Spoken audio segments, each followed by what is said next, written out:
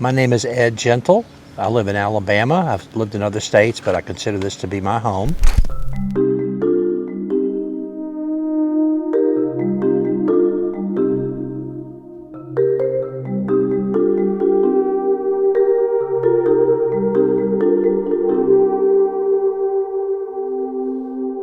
I'm a fisherman and I'm also a lawyer.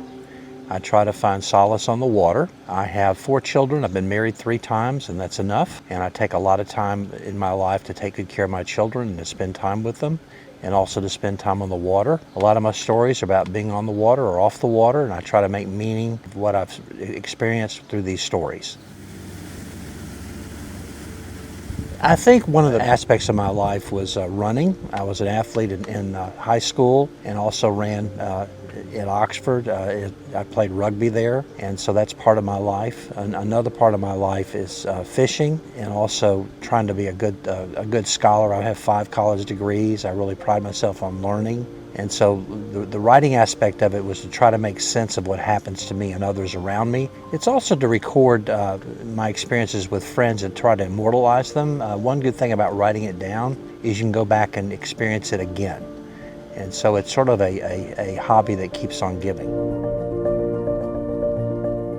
I think what pushes me to write is to try to make sense of what's happening around me, because a lot of times we think it's chaotic, but a lot of times there's a line of logic in what happened to you and lessons learned. And so that's one of the reasons to write, is to get things down that happened to you and try to make sense of them. And a lot of times the only time you can make sense of what happened to you if you write it down and revise it and think it through and smith it, and I think that helps me make sense of my life. So the environment had a big impact on what led pen to paper, and that is my experiences on the water and fishing and being outdoors. And so that was a big part of my life. My dad began to take me fishing when I was 2.5 years old. In fact, the first time I went fishing, I didn't quite know what a fish looks like. I was asking him about it. And so it led to a love of the outdoors. We would go every Saturday pretty much, and so that was instrumental. And also just the experience of trying to catch a fish, trying to capture something that's wild. So it really helped me link up my experience, my life with the outdoors through catching a fish.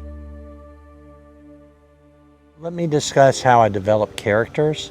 Most of my characters come from real life. Other characters come from what I think someone should be, but they're not. Sort of a moral type of character. The main reason to have the characters is to record things I've seen in life and to try to make sense of them. Because a lot of times as you experience things, they seem to be chaotic, but if you reflect upon them, there's a plan or design. And so what you try to do is you try to make meaning out of meaningless experiences, so to speak. Talk about the day that Lawrence became Lazarus. This deals with a settlement that I had in Anniston, Alabama. I administer settlements for courts for a living. There were 18,000 people, 90% African American. They have PCBs in their body, which you can't get out of your body, and they're passed across the placenta from the mother to the child. So it's a very difficult situation. In order to make peace with the claimants, I would invite them to fish at my house on a couple big lakes. And so one of the fishermen was named Lawrence. And as we were having a party one day and the sun was beginning to set, we were asking the claimants, please wrap up what you're doing, it's time to go. And we couldn't find Lawrence, but we did find his fishing pole on the edge of the lake, and it looked like where he had slipped in and maybe he went underwater. So we called the sheriff, and they brought the frogmen to look for him. And then all of a sudden he came back over the hill, and he said he went out to relieve himself and got confused. So after that we called him Lazarus, because he rose from the dead. So let's talk a little bit about the amateur gunplay story. This is about my friend Billy, and we call him Bobby in the story, but he went to school at Auburn, he played football, and he had a roommate who was married but divorced his wife, and his wife did something a bit unusual. She took up with a dentist, and they called him late at night as they were having sex. And the dentist would say things like, "I'm drilling your wife in a very special way," and she'd be cooing like she's having sex. And they do this to drive him crazy. And the more he got upset, the more they called him. So he decided he wanted to kill the dentist and the ex-wife. And so Billy, to make him be quiet so Billy could study, would say, why don't you just go ahead and kill them and, strangle them so you can look them in the eyes. And it turns out that the guy took Billy seriously and did this. And so the sheriff found the bodies in the trunk, and Billy was a murder suspect because they advised his friend on how to kill the person. The punchline of that story was that after Billy's friend served time for double murder, he got out and asked Billy if Billy wanted to hang out. Of course, Billy said no. And I was curious as to why this guy did all this about this woman. I asked Billy, I said, was she a beautiful woman, like Helen of Troy that would launch 1,000 ships?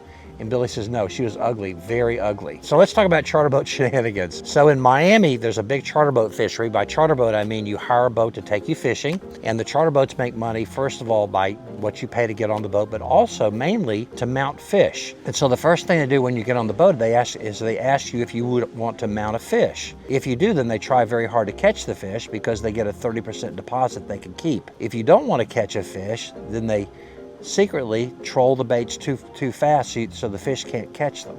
That's called a boat trip. So once you catch the fish, they get very excited and tell you it's a catch of a lifetime and this is a beautiful shark and you need this 10-foot shark in your living room and you need to pay me a deposit of $30 a foot, and then you owe the rest when the shark comes back in. Well, later the family thinks, do we really want a mounted 10-foot shark in our living room? And they don't usually, but you keep the deposit. And so that's their stick. That's how they fool people into paying money for things they really don't need. And so one day, so what they do is they use the dead sharks they bring in to sell people in the next day's fishing. So one day I was walking up and down the dock. I was studying these for my master's thesis. And so he was trying to sell a charter boat trip for the next day using this big shark that was hanging from the yardarm. But the big shark reached over and bit him in the hindquarters. And I thought, well, that's taking a bite out of crime. Pranked Ideals, that book talks about you're being an idealist, but you have to be real as you go through life. And so one story that talks about that a lot, it's about two people named Joe. One, Joe, he was a senior partner in my law firm. He wouldn't pay me enough for my family, but he left in his will a provision that I would have a party for him. So that at the party he wanted in the will, he said he want people to say that I've never been so drunk since Joe died, which I did. And then the other Joe in the story, he was underage and he was hiking up and down a waterfall with his friends. And he was severely injured, but his friends being underage and they were drunk, they sobered up before they called the cops, and as a result, he died. And so with them, I hope that they remember they hadn't been so drunk since Joe died also. So that's the double entendre. But both are broken ideals, right? So that's the idea there. The tone of all four books is similar to some extent. One aspect of it is you can read each one in an afternoon. They run 100 pages or less each. The theme of them is different. In Pranked Ideals, it's idealism that's dashed or defeated. In Amateur Gunplay, it's just the interaction between people and violence. For example, the fellow that murdered his ex-wife and her boyfriend. So that's pretty gritty and violent. Those are some examples. In Bass Bums, it's sort of a humorous spoof of bass fishing. So that's more humorous. And then in Pond Mountain Tales, the one that had Lazarus, it's more of it's a reminiscent type of thing, just I guess wistful. On the writer's block issue, what I try to do is keep a journal and write down what's on my mind. And you can always do that, whether you think it's creative or not. And then it will evolve into a story if you let it. And a lot of times when you're doing this, you really don't know where the ideas come from. But the main thing is to start. If you start, you tend to keep going. I think as far as authors that have inspired me, I think Hemingway is a big influence. First of all, he has a lot of outdoor stories himself, like Big Two-Headed River and Islands in the Stream and that sort of thing. And he also believes in a Spartan approach to writing, and that is to use only the number of words that count. For example, in his Old Man of the Sea, that's only 120 pages, one of his very best books. So what inspires me a lot of times is actual life experiences, and also friends of mine. For example, a lot of the people in these stories are now gone. And so a lot of it is an attempt to capture what I thought and loved about an individual. And so those are some of the inspirations. And what it does is it immortalizes your friends, immortalizes your events, because it's there forever. A reason to read my short stories is to experience what I have in my life adventure and trying to learn what life is about and what it means and what's important. You know, for example, like I said, a lot of these stories are about individuals that are now gone. For example, the PCB settlement, the 18,000 victims I helped, and Lawrence becoming Lazarus, and that brings back a lot of memories, and we made something valuable and meaningful from a terrible disaster in that case. Or the so drunk since Joe died. It's certainly a parable of what not to do. If you're a senior partner in a law firm, don't stiff the younger lawyer. If you're underage and drunk and your friend falls off a waterfall, call the ambulance then. And so there's a lot of life lessons then in those stories. I think if I were to try to describe what I've done into one theme or a concept, I think it would be that these 4 books, if you line them up chronologically, they start out with Pond Mountain Tales. They then go to Amateur Gunplay, Pranked Ideals, and Bass Bums.